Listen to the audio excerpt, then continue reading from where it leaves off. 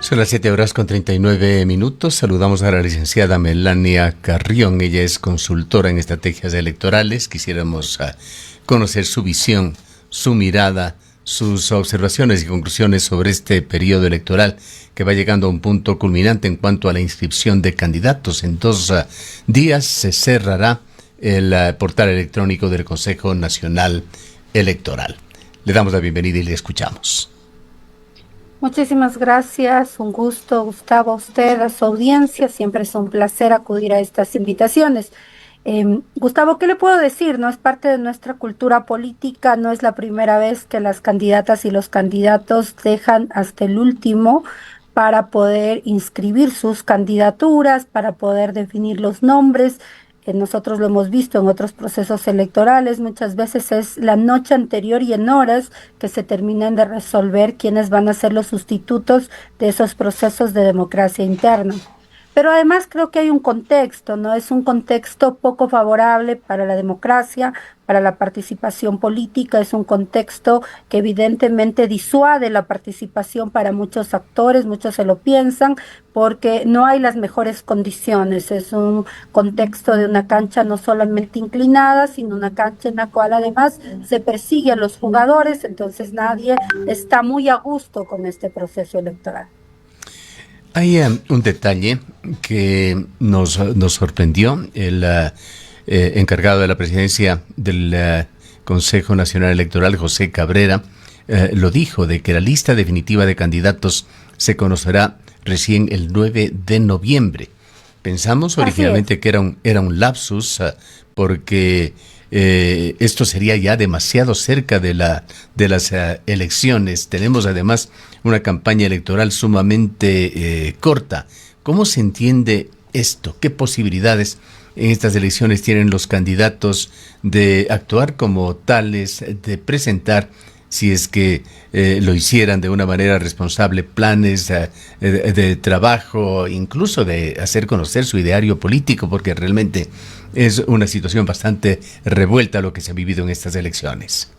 Bastante revuelta y anómala, Gustavo, porque es lo que habíamos anticipado, es decir, cuando se adelanta el calendario electoral, cuando se reducen los tiempos, uno tiene que considerar que el calendario electoral no se lo define desde una fecha determinada hacia adelante, ¿no? Es una particularidad del calendario electoral. El calendario electoral se define desde la fecha de posesión de las autoridades hacia atrás, considerando los tiempos suficientes para las objeciones, para las impugnaciones vía Tribunal Contencioso Electoral, cada uno de los hitos electorales. Entonces, lo que sucedió acá es de que se hizo, evidentemente, este proceso de adelantar a las elecciones para favorecer al oficialismo, y lo que se generó en el camino es un estrechamiento de todos los plazos.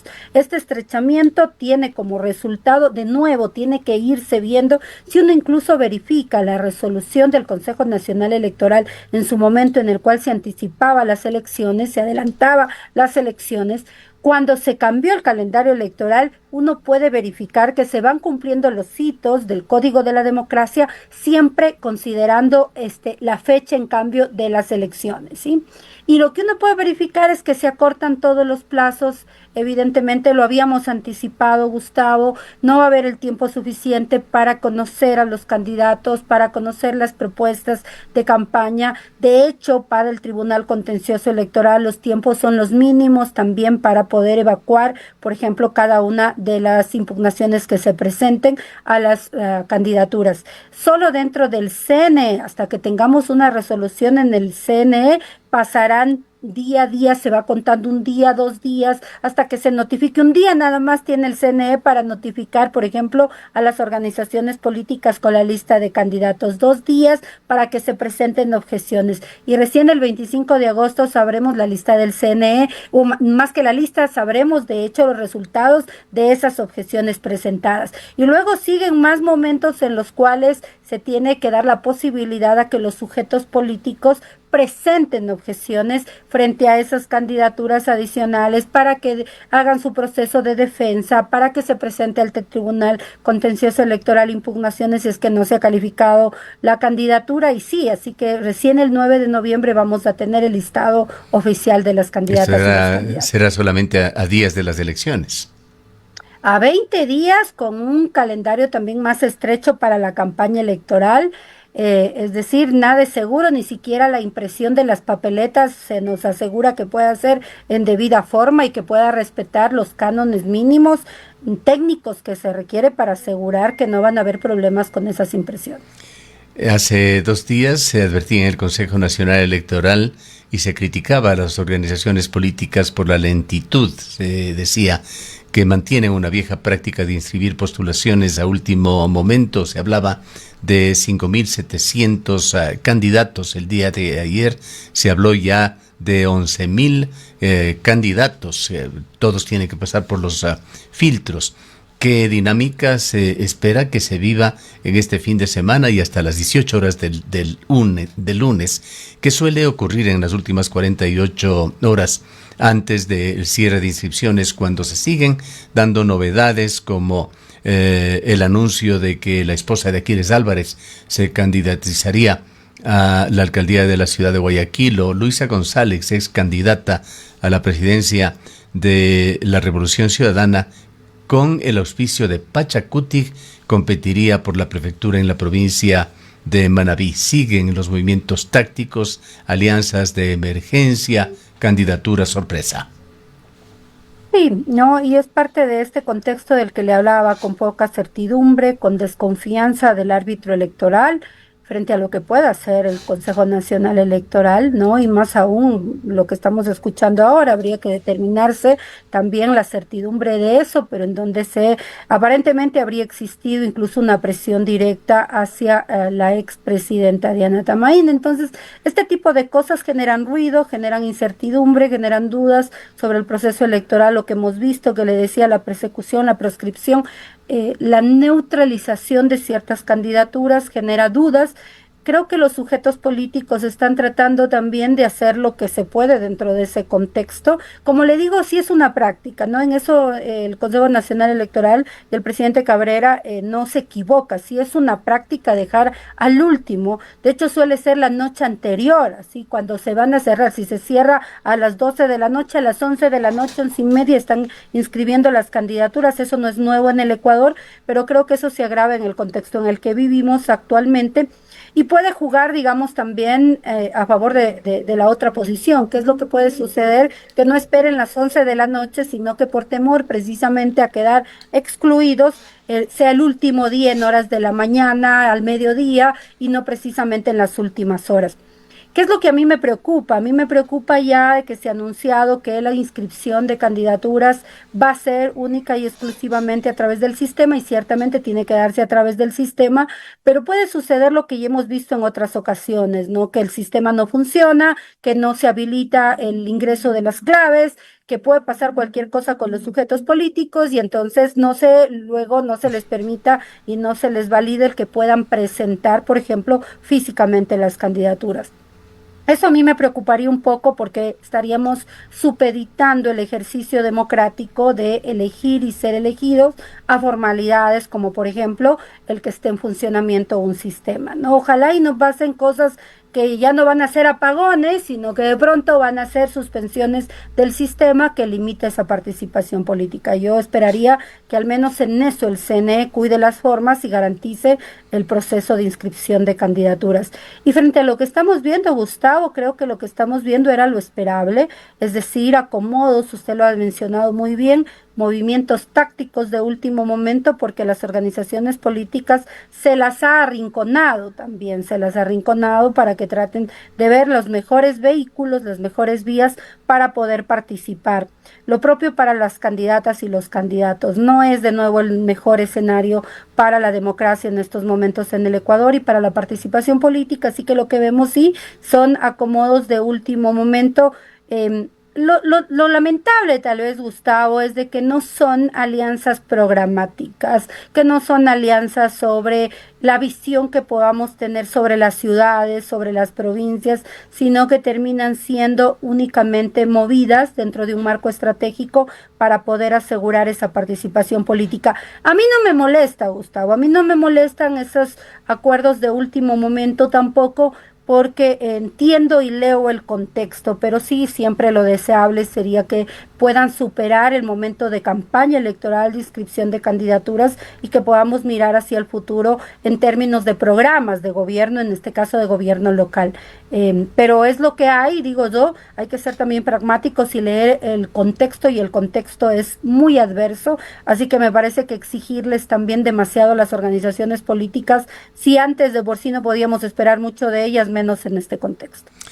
Analicemos la situación de el partido, movimiento, que ha sido protagonista en muchos de los sucesos más importantes, empezando por el anticipo de elecciones. ADN, que recibió acusaciones por parte de la Revolución Ciudadana de Felipe Vega de la Cuadra, en el sentido de que había tenido ADN un consejo electoral subyugado de rodillas. Diana Tamain salió al frente para señalar que eso no era así, que no se trataba sino de calumnias. En todo caso, ADN ha sido protagonista. Se ha hablado también de relaciones de ADN con sucesos que se han dado con sujetos políticos en el país, con alcaldes procesados, etcétera, etcétera. Por su parte, ADN, en cuanto a candidaturas, ha tenido una corriente de decisiones que intenta trasladar figuras de alto perfil, incluyendo al presidente de la Asamblea, hacia alcaldías y prefecturas. Invitó a Cynthia Viteri a ser su candidata para la alcaldía en la ciudad de Guayaquil. ¿Qué grado de éxito vislumbra van a tener las estrategias de ADN en ese objetivo de captar alcaldías y prefecturas, de ser más relevante a lo largo y ancho del país? Lo primero, a mí me parece que ADN está leyendo y aceptando al mismo tiempo algo que caracteriza la política en el Ecuador, que es la diferencia entre elecciones generales de carácter nacional y las elecciones subnacionales. Y lo habíamos anticipado en varios espacios. A nivel subnacional no gana únicamente quien tenga la marca, el que sea oficialismo. Sí ayuda muchísimo por la maquinaria, la capacidad de movilización de ciertos recursos estatales, eso es indiscutible, pero a nivel subnacional gana quien esté más cercano a la gente o cercana a la gente, quien pueda leer las problemáticas y conocer las realidades, y si no, por lo menos quien pueda tener la capacidad de movilizar apoyo electoral en el territorio. Y eso lo suelen hacer, pues evidentemente los caciques locales, brokers locales, hay que leer esa realidad, y me parece que lo que está haciendo ADN es precisamente poner en práctica esa lectura. Más sin embargo, sí es hasta cierto punto llamativo el hecho de que lo que hagan es reencauchar candidatos, no como el caso particular de Cynthia Viteri. Es claro que lo que se pretende es reducir los márgenes que tiene ADN, y que se le avisó a ADN de pérdida masiva en todos los territorios. Para mí, el escenario para ADN no es favorable, porque si de por sí las elecciones subnacionales, que se convierten prácticamente en unas elecciones de medio término con sus particularidades locales, terminan sancionando muchísimo y castigando al oficialismo. En el Ecuador las elecciones seccionales no suelen premiar al oficialismo, suelen castigar precisamente al oficialismo, y más aún cuando tenemos ineficacia, ineficiencia de la política estatal, cuando vemos las contradicciones que muestra el gobierno nacional, ese clima de desconfianza en la palabra directa del presidente de la República. Ya la gente, digamos, perdió ese velo de expectativa que tenía del gobierno de Daniel Noboa. La gente hoy por hoy ya no cree en la palabra, en su gran mayoría, no cree en la palabra del presidente, ni cree tampoco en la política del oficialismo. En consecuencia, cualquier cosa que venga desde el oficialismo va a estar investida de esta duda a priori. Entonces, claro, lo que está haciendo ADN es tratar de colocar a cuadros que de alguna manera permitan pintar y decir ganamos en principales ciudades como por ejemplo Guayaquil, aunque no necesariamente sea un triunfo de ADN. Y yo lo he venido sosteniendo. Aunque gane ADN en los territorios, alcaldías, juntas parroquiales, consejos provinciales o prefecturas, aunque gane ADN, la ciudadanía tiene que saber y ADN tiene que saber que no va a ganar ADN. Y esa es una cosa que tenemos que leer hoy por hoy. Ningún triunfo de ADN es un triunfo de ADN. Va a terminar siendo un triunfo endosado, prestado, utilizado, manipulado, pero no va a ser un triunfo legítimo. Ahora, ¿qué incidencia considera usted pueden tener las elecciones seccionales de este año 2026 en cuanto a ese objetivo de fondo que se persigue, el de redefinir de alguna manera el poder político a nivel nacional? Es importantísimo, ¿no? Y yo es una de las cosas, me alegra que lo pregunte Gustavo, porque se suele subestimar las elecciones seccionales. Y cuando hablamos del sistema político, las elecciones subnacionales no pueden ser subestimadas. Se suele creer que no va a cambiar el sistema y sí, genera una percepción de poder, genera una percepción de penetración en el electorado, pero además puede permitir que exista o no existan nuevas estructuras partidarias luego que van a tener efectos a nivel nacional.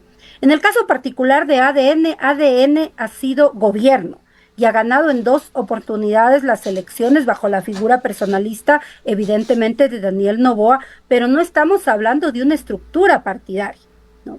Y esa es lo que está buscando ahora ADN. Está queriendo pasar de ser simplemente el que ganó las elecciones, de ejercer poder electoral por haber ganado las elecciones, a ejercer un poder territorial, a reconfigurar las relaciones de presencia territorial también, y yo lo he venido sosteniendo, ese era el mayor de los riesgos que debían leer las demás fuerzas políticas, porque la democracia se la disputa también en los territorios, viendo cómo van a quedar pintados esa nueva configuración de fuerzas, y esto termina siendo o no una oportunidad de reacomodo también para esas estructuras partidarias, y la idea era dejar a ADN, o al menos yo así había leído el contexto, dejar a ADN como una fuerza que triunfó las elecciones, pero que no llegó a convertirse en una estructura nacional con posibilidades de disputa para lo venidero o de disputa real. Y el riesgo que existe precisamente es ese. Por esa razón es que desde varios sectores estuvimos convocando a la lectura necesaria precisamente de una gran alianza que pueda de alguna manera disputar con todo el poder que hoy por hoy tiene el gobierno nacional a través de las instituciones electorales y a través también de esos espacios propios del ejercicio de gobierno, como es el manejo de la maquinaria para las elecciones. Más allá de ADN, ¿vislumbra usted en el panorama con lo que se ha dado hasta el momento partidos o movimientos que lleguen fortalecidos y asimismo en el otro extremo aquellos que llegan debilitados y fragmentados?